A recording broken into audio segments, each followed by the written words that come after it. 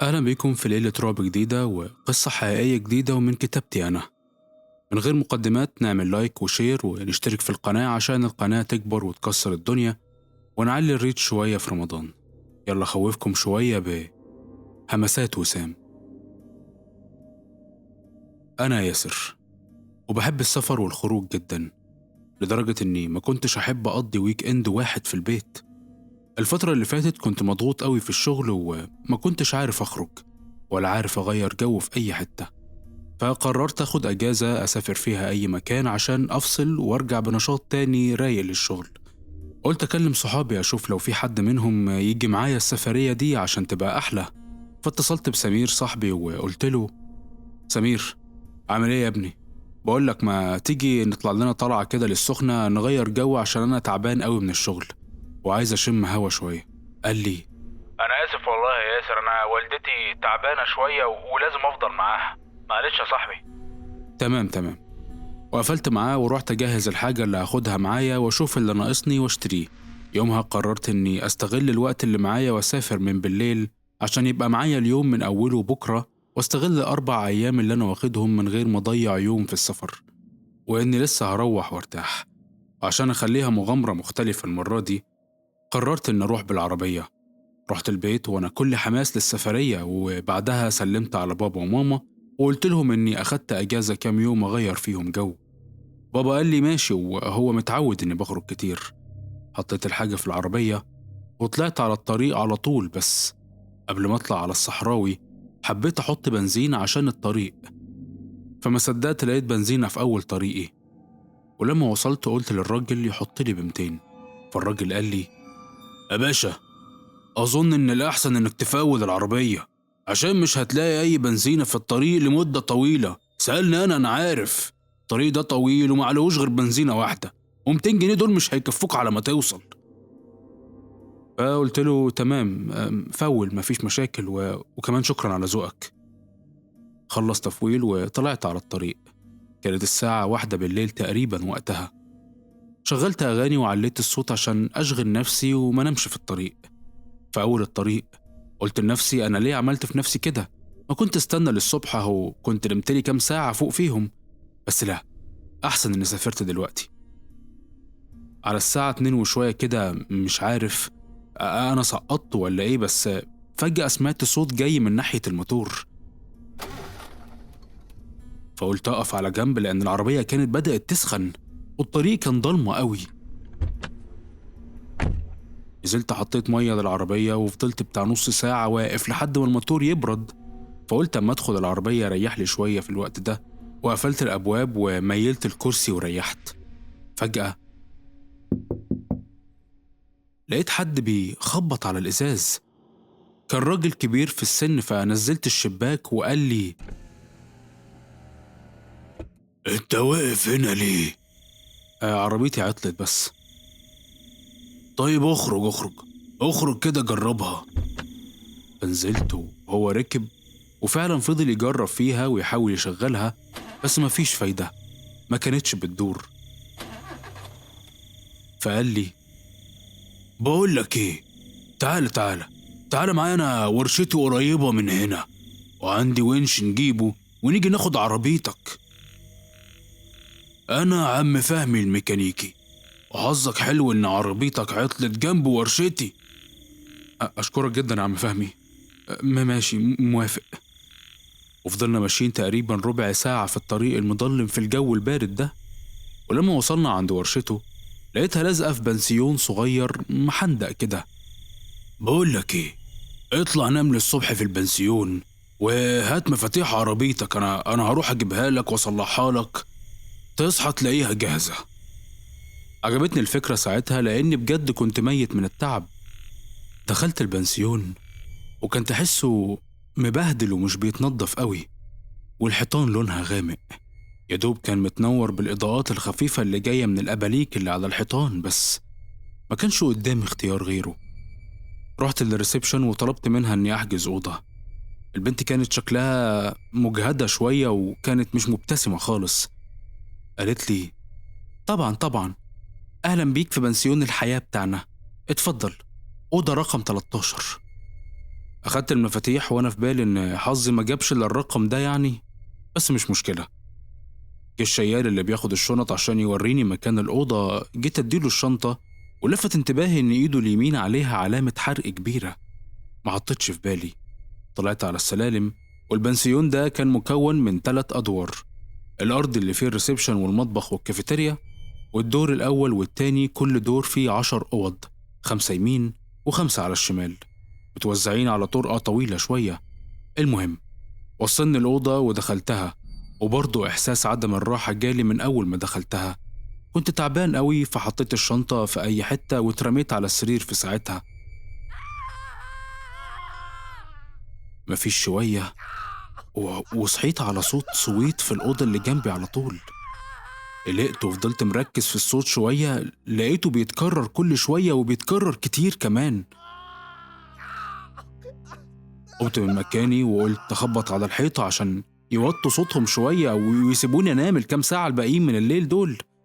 وأول ما خبطت على الحيطة الصوت وقف، بس مفيش 5 دقايق كده ورجع تاني.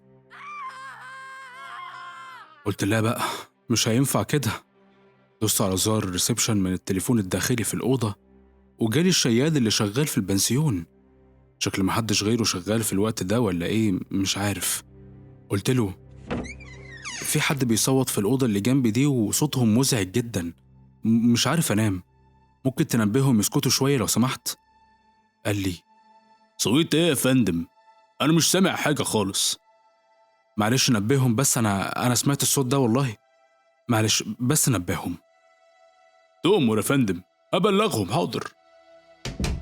قفلت الباب ورجعت أنام تاني، بس برضه شوية كده وسمعت صوت جري في الطرقة بره، والجري كأن ناس كتير بتجري مش شخص واحد. قمت مفزوع المرة دي وطلعت أشوف مين اللي بيجري بره في وقت زي ده. فتحت باب الأوضة لكن ما لقيتش حد بره. قلت يمكن الصوت ده جاي من الطرقة اللي فوق. رحت أشوف فوق لكن برضه ما كانش فيه أي حاجة، والدنيا كانت هسة خالص. قلت أرجع لأوضتي أستحمل اللي باقي من الليل. وأنا نازل لقيت واحد من النزلاء كان طالع من الدور اللي تحت. رميت عليه السلام لكن ما ردش عليا، وفضل باصص لي بصات كأني غريب مثلا أو في حاجة هو مستغربها. ما فهمتش هو اتعامل معايا ليه كده. رجعت أوضتي وقفلت الباب وقلت يا رب بقى مفيش حاجة تزعجني تاني للصبح، عشان أنا مش ناقص قلق أكتر من كده. نمت على السرير واتأكدت إني ظابط المنبه على الساعة 7 الصبح، ورحت في النوم بسرعة. فجأة فتحت عيني تاني، بس المرة دي كانت الأوضة سخنة وحر قوي، مع إني قبل ما أنام كانت الدنيا ساقعة. استغربت قوي لدرجة إني قمت أشغل التكييف عشان أعرف أنام تاني. مش عارف أرتاح لي شوية في الليلة دي ولا إيه. وأخيرا رحت أنام وصحيت على الساعة 7 زي ما كنت ظابط المنبه بالظبط. بس لما صحيت الأوضة المرة دي كانت تلج قوي عشان أنا كنت فاتح التكييف. قمت قفلته بسرعة وقلت لنفسي أما أنزل الكافيتيريا أشرب لي قهوة تفوقني من الليلة الصعبة اللي فاتت دي. نزلت وقعدت على الكافيتيريا الداخلية للبنسيون، بس الريسبشنست ما كانتش موجودة ساعتها، وكل اللي لقيته راجل قاعد على الترابيزة اللي جنبي. رحت أقعد جنبه عشان أعرف رأيه في البنسيون وأشوف إذا كان حس بالحاجات الغريبة اللي حصلت لي امبارح. كان راجل في الأربعينات تقريبا من عمره، بس ما كانش طالب حاجة. هو كان قاعد بس في مكانه باصص ناحية الشبابيك المطلة على الشارع بره البنسيون. هدومه كانت قديمة ومكرمشة وتحسها مطربة، كأنه مش نزيل في البنسيون، وإنه شيال طوب مثلا واخد بريك في الكافيه. وكان عنده علامة حرق على نص وشه اليمين شكلها قديمة. قلت له حضرتك عامل ايه؟ ما خدش باله اني بكلمه. عليت صوتي شوية وحاولت أشاور ناحية اتجاه نظره لأنه كان متنح قوي في الشارع. حضرتك كويس؟ أنا بكلمك. راح بصلي فجأة وفضل الأول مركز في وشي شوية من غير كلام. قلت له أنا آسف إني أزعجت حضرتك، بس كنت عايز أتكلم معاك شوية بخصوص المكان هنا. فضل ساكت برضه شوية، وبعدها رد عليا بصوت هادي قوي وقال لي أنت مين؟ أنا نزيل هنا، جيت على الفجر تقريبا، ومن ساعة ما جيت وأنا مش عارف أرتاح لي ساعة على بعضها. حضرتك ما حسيتش بأي أصوات أو حاجات غريبة حصلت ليلة امبارح؟ راح كشر فجأة وقال لي: نار، نار يا ابني، نار.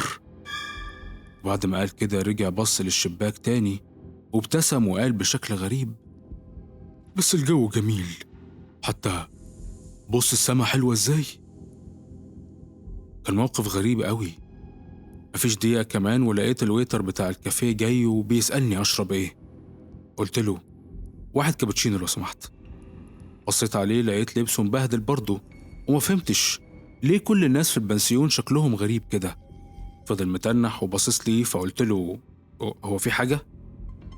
راح ساكت شوية وبعد بتاع 5 ثواني كده رد عليا وقال لي: لا أبدا يا فندم، هجيب لك الكابتشينو حالا. فضلت مستني ربع ساعة ولسه ما جابهوش. رحت ناديت عليه بس ما طلعش من جوه. قلت هو بنسيون وحش شكله، أنا كده كده لما عربيتي تتصلح همشي ومش هشوف المكان ده تاني، وكنت عايز أخلص من القعدة هنا بأي شكل. فطلعت بره البنسيون ورحت ناحية ورشة عم فهمي أشوف هو وصل لإيه في تصليح العربية. لقيت العربية في الورشة والمفتاح جواها، بس عم فهمي ما كانش جنبها. جربت أركب وأشغل العربية بس للأسف شكله لسه ما صلحهاش.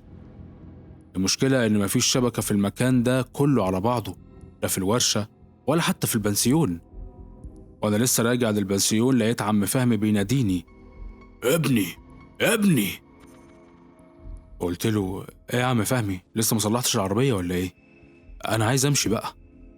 قربت يا ابني، بس شكلها محتاجة ليلة كمان. أنت مستعجل على إيه؟ روح البنسيون ده جميل قوي. جميل إيه بس؟ ده أنا ما نمتش ساعة على بعضها من ساعة ما دخلته. بسمع حاجات كتير غريبة والناس شكلها أغرب يا عم فهمي. أنا بجد تعبت من وجودي هنا وأجازتي بتخلص وأنا ما استفدتش. بالعكس، أنا حاسس إني عايش توتر أكبر من اللي كنت بحسه في شغلي. شكل حد باصص لي في السفرية دي. لقيت عم فهمي في نص كلامي سابني ومشي، فقلت: حتى أنت يا عم فهمي؟ رجعت للبنسيون تاني وقلت إني هلم حاجتي وأمشي وأحاول أوقف أي عربية في الطريق تاخدني في سكتها، ولما أحب أرجع أبقى أجيب ونش معايا من السخنة ويمكن ساعتها يكون عم فهمي خلص تصليح العربية. أول ما دخلت البنسيون أول حاجة لفتت انتباهي إن الراجل اللي كان قاعد في الكافيتيريا ما كانش موجود، وبرضه مفيش حس للويتر اللي طلبت منه الكابتشينو. طلعت على السلم ورحت لأوضتي، ولما دخلت لقيت كل هدومي مرمية في كل حتة في الأوضة، والأوضة كانت متبهدلة جدا. اتعصبت أوي وقلت هي وصلت كمان إن حد يدخل الأوضة ويلعب في حاجتي؟ طلعت من الأوضة والمرة دي كنت ناوي أروح للمدير على طول. فجأة لقيت الشيال طالع من تحت على السلم، فناديته وقلت له: انتوا مش شايفين شغلكم كويس على فكرة. وفضلت أزعق له شوية وهو بكل برود بيرد عليا ويقول لي: معلش يا فندم، هنهتم بالموضوع ده ومش هيتكرر تاني. أنا مش هستناك لما ترد عليا في الموضوع ده، لأني عارف إنك مش هتعمل حاجة زي كل مرة. أنا هروح للمدير بنفسي. ومشيت من قدامه وأنا متضايق جدا. وأنا نازل على السلم واحدة من السلالم الخشب اتكسرت ووقعت تقريبا من نص السلم للأرض. وفجأة زي ما يكون كأني نمت وصحيت مرة تانية. شكلي يغمى عليا من الوقعة، بس الغريب إني صحيت بالليل. معقول يكون كل ده محدش خد باله إني وقعت وإن السلمة اتكسرت؟ أصلا إزاي اتكسرت السلمة وأنا كنت شايف المكان كويس، يعني مش مكسر ولا حسيت إنها سلمة ضعيفة ولا حاجة. قمت وبصيت في ساعتي لقيتها الساعة 3 الفجر، يعني الموضوع ده ضيع يوم كمان من أجازتي. حسيت بإحباط شديد وقتها ورحت أحط شنطتي على كرسي كان جنب الباب بتاع البنسيون، بس أول ما حطيت الشنطة الكرسي اتكسر، اتهالك واتفتت وبقى رماد. استغربت واتخضيت جدا. ازاي ده كرسي كان سليم قدامي الأول وكان كويس جدا. لقيت واحد من النزلاء جاي عليا، وبرضه زي كل اللي شفتهم في البنسيون لحد دلوقتي، هدومه مطربة وتحسه مبهدل، وبرضه في علامة حرق على ايده. الموضوع زاد عن حده. رحت له وقلت له: هو ليه كل الناس هدومها كده هنا؟ هو في حفلة تنكرية في المكان ولا إيه؟ بصلي وقال لي: أنت مش من هنا صح؟ قلت له: آه طبعا أنا مش من هنا، وكلكم المفروض مش من هنا لأن ده بنسيون ولا إيه؟ فجأة ومن غير أي مقدمات الشخص ده بدأ يصرخ بصوت عالي ويجري في نص البنسيون. قعد يجري في كل حتة في المكان، ورعبي زاد قوي لما لقيت إنه فجأة مسكت فيه النار وكان بيولع قدامي. إيه اللي بيحصل ده؟ طلعت من شنطتي جاكيت كنت جايبه احتياطي لو الجو سقع ورحت عشان أغطيه بيه. وأول ما حطيت عليه الجاكيت وقع على الأرض والراجل اختفى. كنت هتجنن من اللي شفته. جريت على عم فهمي بره البنسيون بس برضه ما لقيتهوش. قلت لا لا لا لا، أنا خلاص ما بقتش قادر أرجع تاني. أنا لازم أطلع على الطريق برجلي لحد ما أوصل لمكان فيه شبكة. وفعلا فضلت أجري لحد ما موبايلي لقط شبكة. على طول اتصلت بسمير صاحبي وقلت له إن العربية عطلت وإني رحت بنسيون على طريق السخنة اسمه بنسيون الحياة، وإني شفت هناك يوم أغرب من الخيال. قام رد عليا سمير رد خلاني اتثبت في مكاني من صدمتي. بنسيون الحياة؟ ازاي يا ياسر؟ ده البنسيون ده اتحرق خالص، وكل اللي كانوا جواه ماتوا، حتى النظر اللي كانوا فيه في وقت الحريق. ازاي انت شايف ناس هناك وبالاوصاف اللي بتحكيها لي دي؟ استنى عندك، انا جاي حالا، اوعى تدخل المكان ده تاني، اوعى. وقفل المكالمة، وأنا قعدت مع نفسي وسط الطريق أربط اللي حصل. معقول يكون كل اللي أنا شفته هناك تكون أوهام وتكون أرواح الناس اللي ماتت في الطريق محبوسة وهي اللي كانت بتطلع لي؟ وموضوع سخونة الأوضة يكون بسبب الحريق والعلامات اللي في أجسام كل اللي قابلتهم بسبب الحريق فعلا؟ كنت هتجنن. وفجأة قلت لنفسي: طيب وعم فهمي معقول هو كمان من اللي ماتوا؟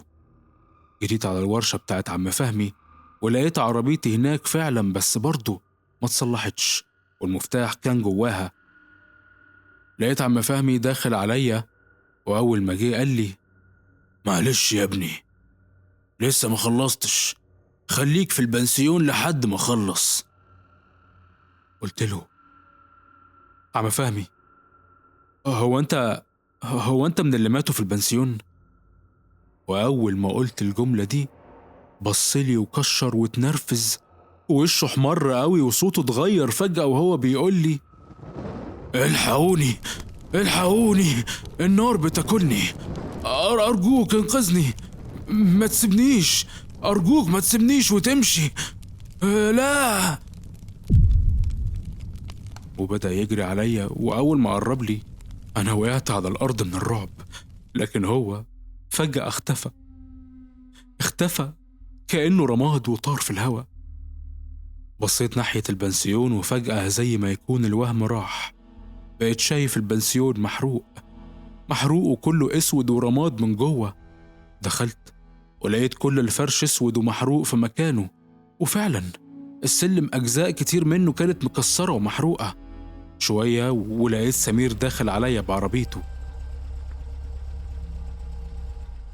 ايه يا ياسر، يلا يا ياسر تعالى اوصلك البيت. قلت له: معلش يا سمير، انا عربيتي هنا، تعال نشوف فيها ايه، انا متأكد انها حاجة صغيرة. وفعلا سمير جه معايا وفتح الكبوت وقال: فعلا عندك حق، دي حاجة بسيطة ما تستاهلش ونش. طلعت البطارية كان سلكها مفصول، بس مش عارف مين اللي عمل كده. أنا لما كنت في حالة إغماء وكنت بتخيل عم فهمي، ولا دي روح عم فهمي عشان ما امشيش من البنسيون وافضل مع الأرواح دي؟ الموضوع اتسبب لي في صدمة، وسمير فضل معايا لحد ما فوق من صدمتي وحكالي قصة البنسيون، وعرفت إن سبب الحريق كان الورشة اللي كانت مملوكة لعم فهمي، والنار اتنقلت من الورشة للبنسيون. على الساعة 5 كده قلت لسمير: يلا يا سمير، يلا خلينا نرجع تاني، أنا ما بقاش ليا نفس السفر ولا الأجازة. ورجعت البيت حضنت أهلي وقلت لهم إني بحبهم قوي، وحكيت لهم على اللي حصل لي، وهم كمان اتصدموا إني شفت اللي شفته. وبلغت عن البنسيون ده، وبالفعل اتهدم خالص. بعدها بكام شهر اتفقنا أنا وسمير و2 تانيين من صحابنا إننا نسافر السخنة، وفي الطريق عدينا على مكان البنسيون. أول ما شفته قلبي اتقبض، بس ما خلتش الذكرى دي توقف حبي للسفر، وبالعكس بقت كل ما أعدي على المكان ده أترحم على اللي ماتوا فيه واستمر في حياتي، وبتمنى إن اللي حصل لي ده ما يتكررش تاني.